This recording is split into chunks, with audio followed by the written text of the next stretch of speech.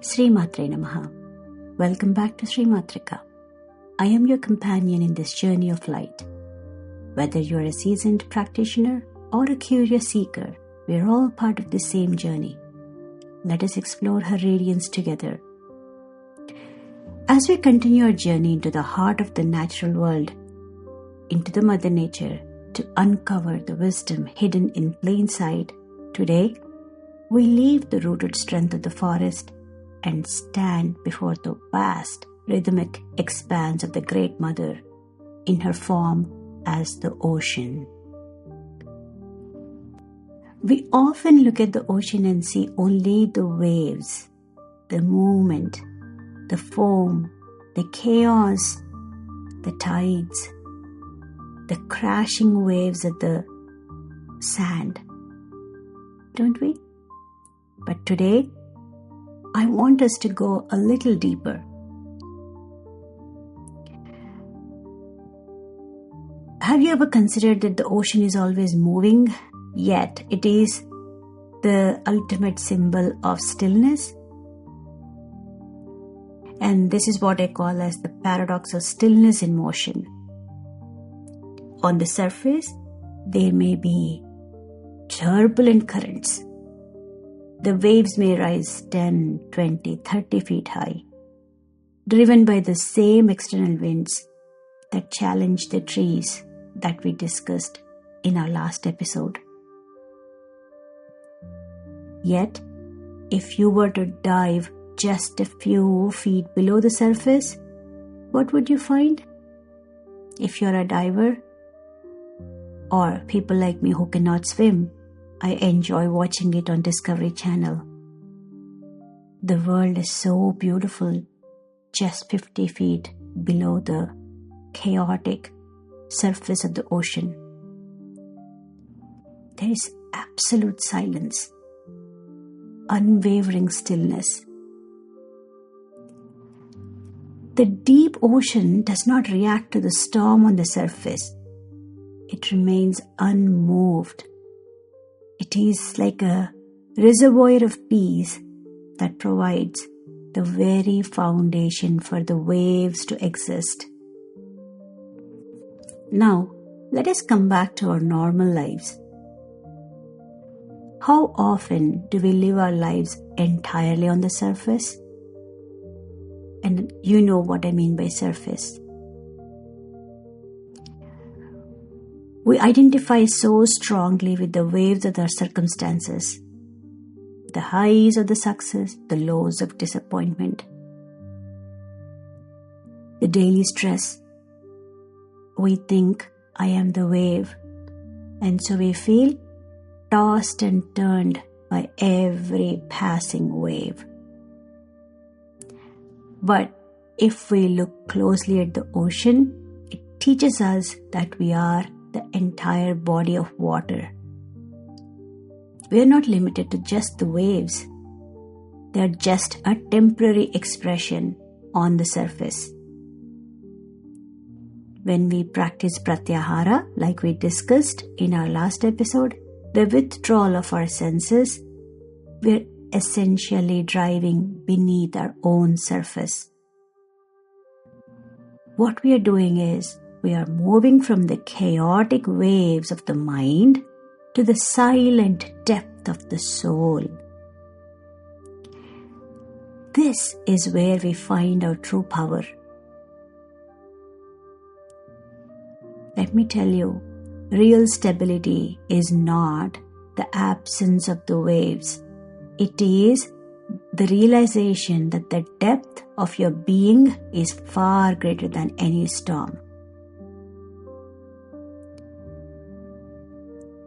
Like the stresswood of the tree, the ocean's depth is its shield. It does not fight that wave, it simply holds it. So what do we learn from this?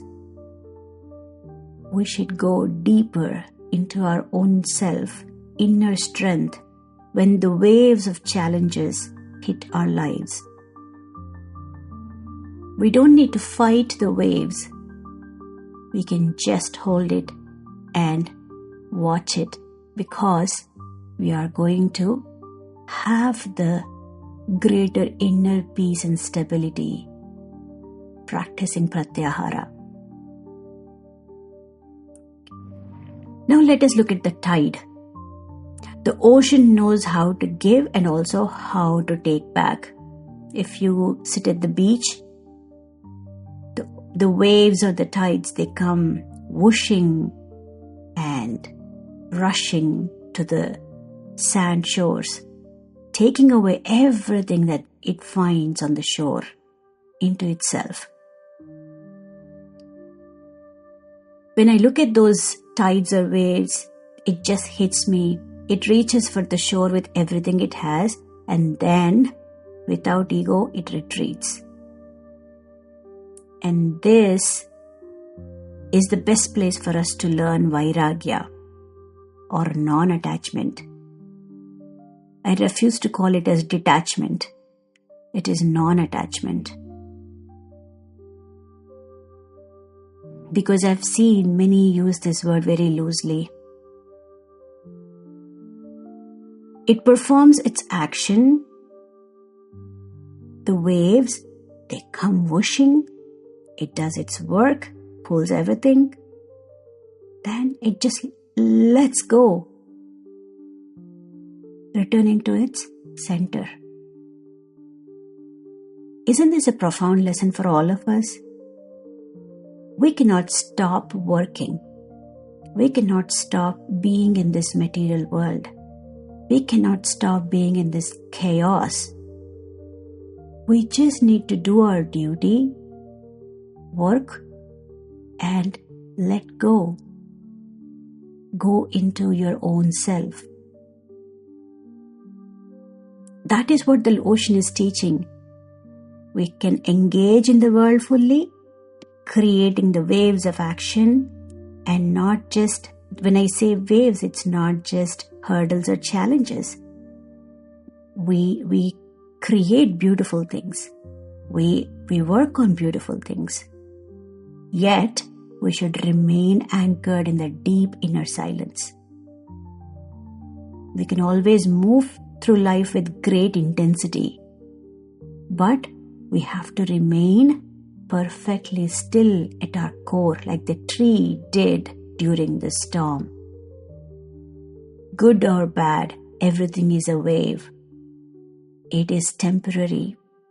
Highs or lows, it is temporary.